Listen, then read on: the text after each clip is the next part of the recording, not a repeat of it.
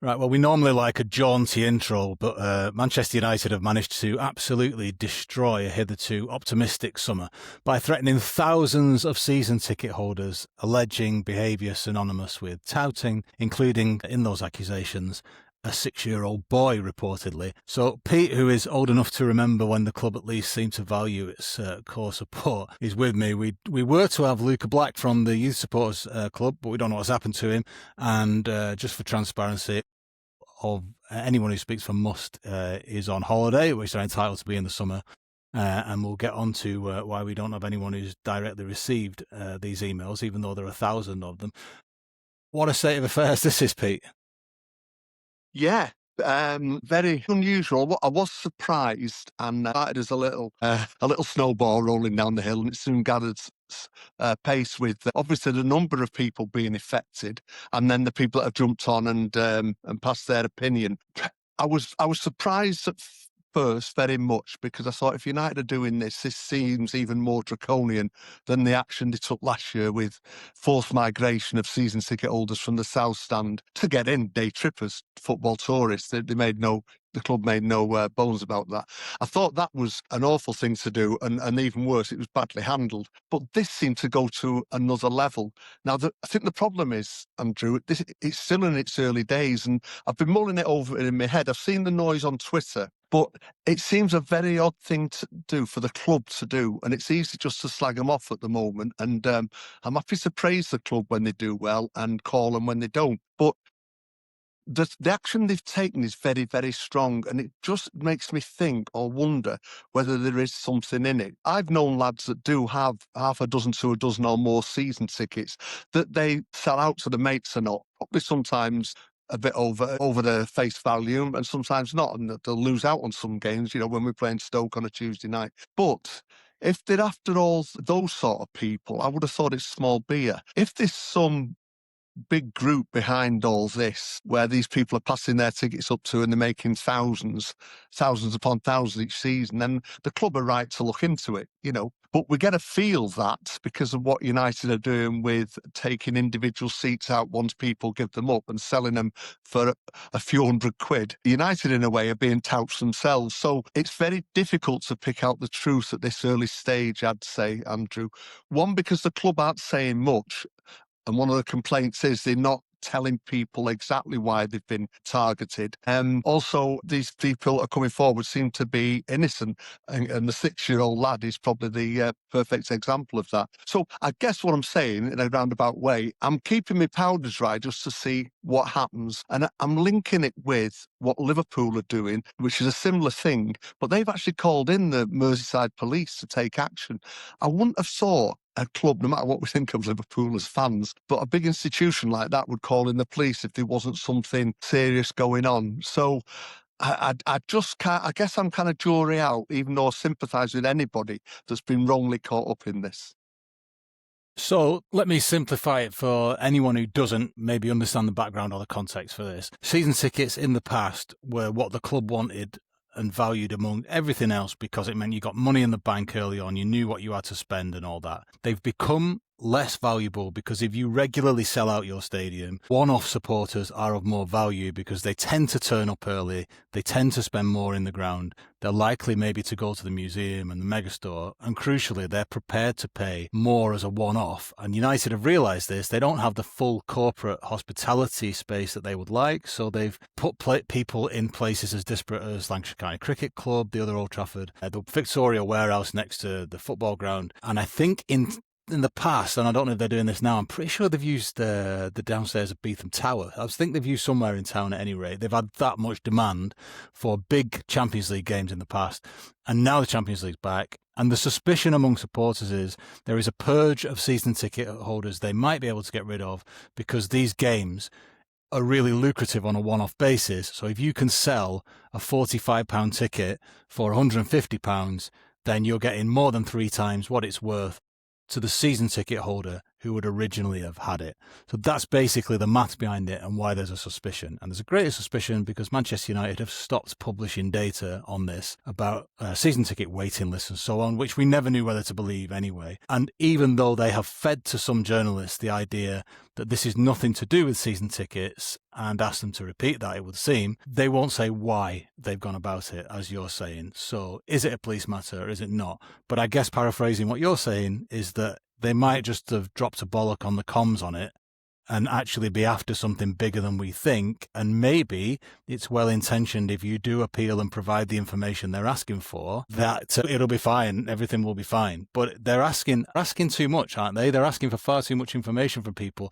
They're asking for stuff that you shouldn't have to provide as a support. You shouldn't have to be providing your driving license and passport to prove who you are, and you shouldn't have to be providing device info just because football supporters behave in a different way according to a bot or an algorithm from concert goers, which seems to be how this customer journey data is feeding through. Yeah, spot on. It's dynamic pricing, isn't it, I guess? And that got a lot of publicity last year with the Oasis tickets, and it seems to be the way forward now for ticketing. I don't think it's just United doing it, or Liverpool. You'll find now that I think the chairman of the clubs have got together in the Premier League, and a lot of them, first of all, to buy a ticket legitimate through the club, not season ticket holders, but tickets for matches that are not season ticket holders, you have to be a member.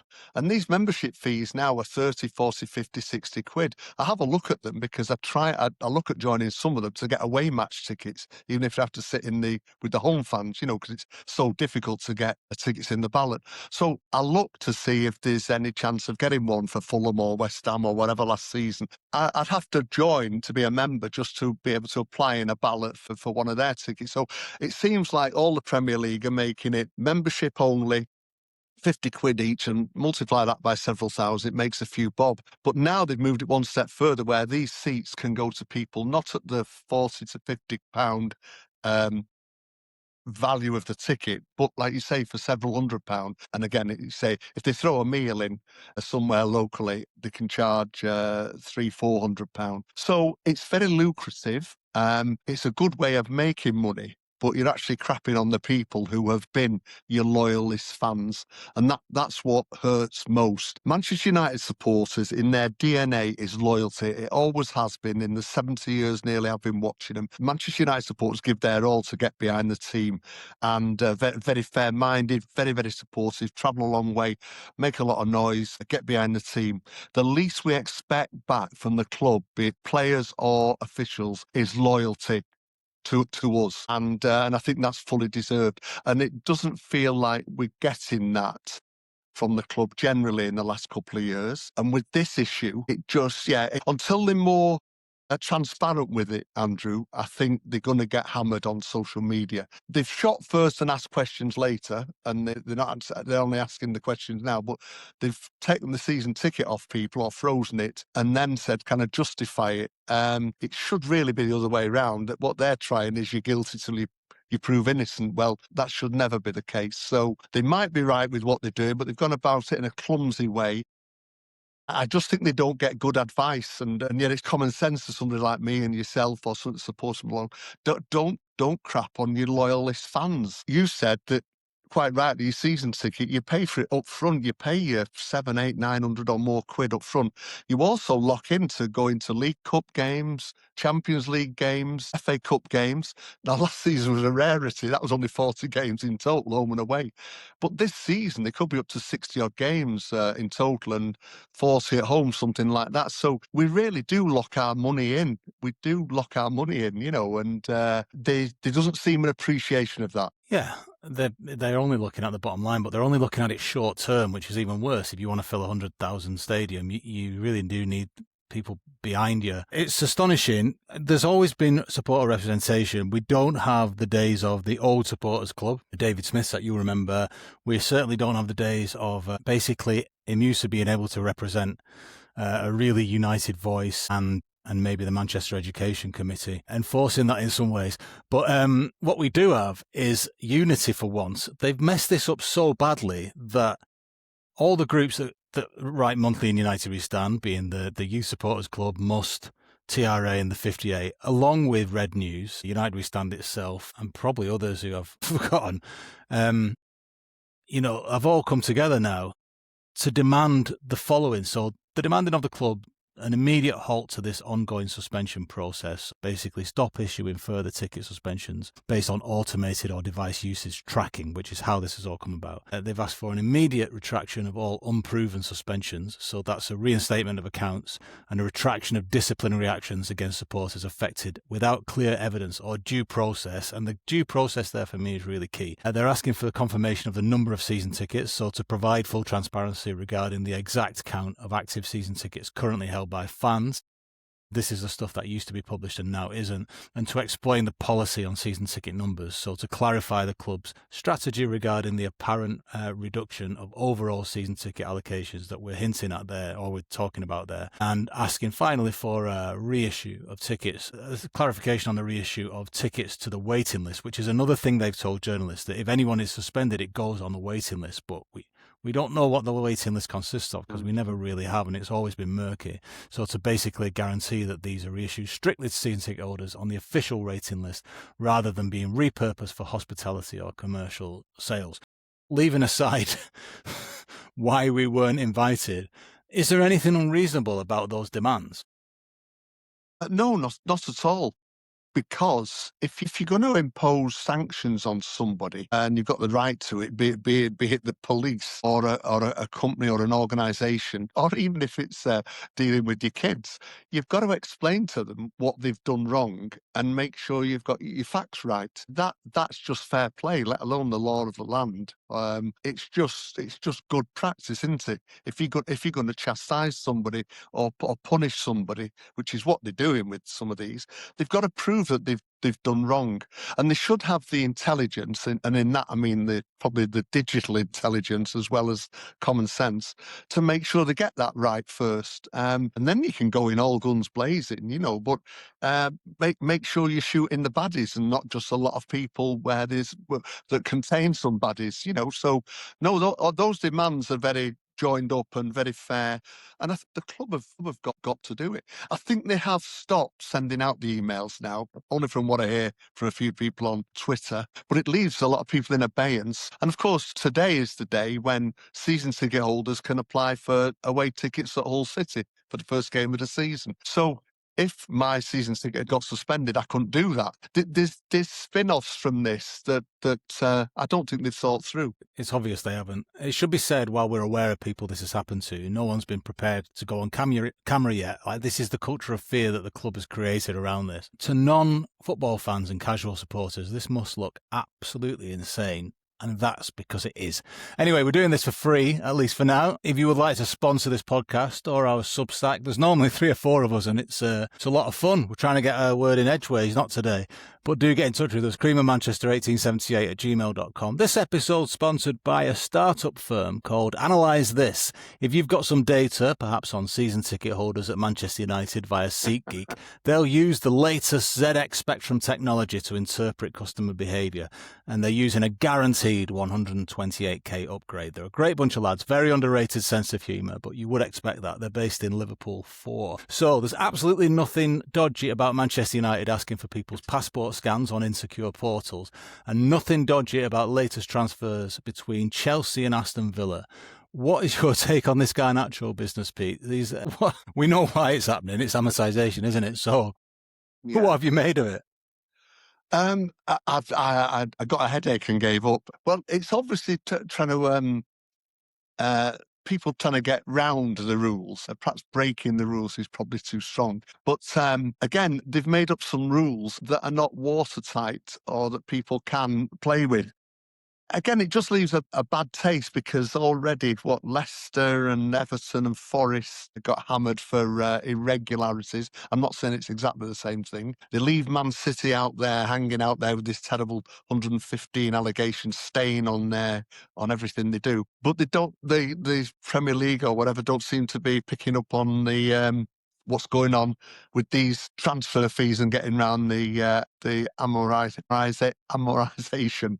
Amortisation. It's easy for you to say. So Well, yeah, I've got my I own don't teeth get in. it. I don't get it other than it's a way of getting a number of players. But who joins on a loan and then with an agreement to then join the club? Yeah, sorry, it can pan out that way, like it might do with Rashford, etc. But not at the start of the deal. I've never come across it before. So it's a commitment, isn't it? You don't know what's in the contract. So presumably then this is an absolute commitment to buy, but it's not down as a sale. To clarify, in case anyone's not aware of it, I'll try and put it as simply as I can. And as I understand it, I'm no expert, but when you sell a player, you bank the fee. You bank all of the fee, right? So on the back of this, Villa have effectively banked £117 million for Morgan Rogers. So on sales, they're going to be compliant, no question at all. That leaves Chelsea in a bit of a predicament because that's probably overpriced. And that means that what they have to do is get some back. But when you buy a player, in Chelsea's terms, they haven't spent 117 million. If he's on a 5-year contract, and previously they were putting everyone on 7-year contracts, so that's been reined in.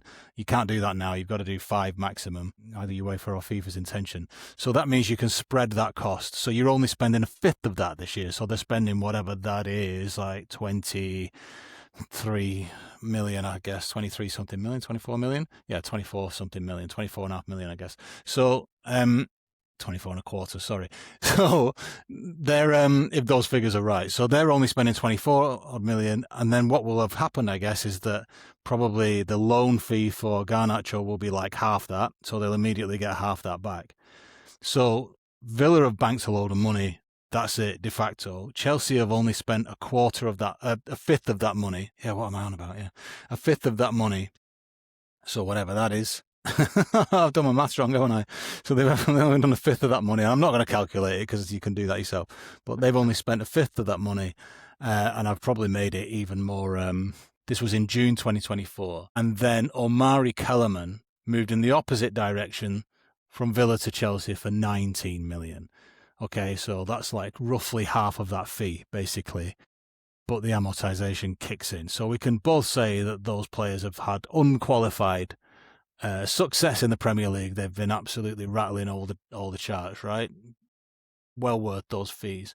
And then on the last day of that, which is PSR Compliance Day, the last day of June, Tim Oregbunam moved from Villa to Everton for 9 million, and Lewis Dobbin moved from Everton to Villa for an undisclosed fee. So there's nothing to see here, obviously, but this stuff's going on. You know, while it's so blatant, just to finish off on, and transfer fees must be one of the reasons, it's become too expensive for most people to go to football. And you look at the really obvious corruption in the World Cup that's just gone, and the fact that match-going fans are not even in the conversation in VAR. How close have you come to someone who's been watching United home and away since the 60s to walking away? Oh, not close to walking away, because that would be cutting off my nose to spite my face. It's a bit like how can I describe it? There are bad things that go on in the world, bad things that go on down our street, in my postcode, in my county. But I can't. I can only change what I can affect. If I can't affect it, I've got to live with what I've got to live with. You know what I mean? And so I don't let it get to me too much. Uh, because the essence of what I do is going to watch 22 men kick a ball about and try and score goals, and I cheered on the ones that play in red or blue occasionally, and that gives me a lot of thrill in life.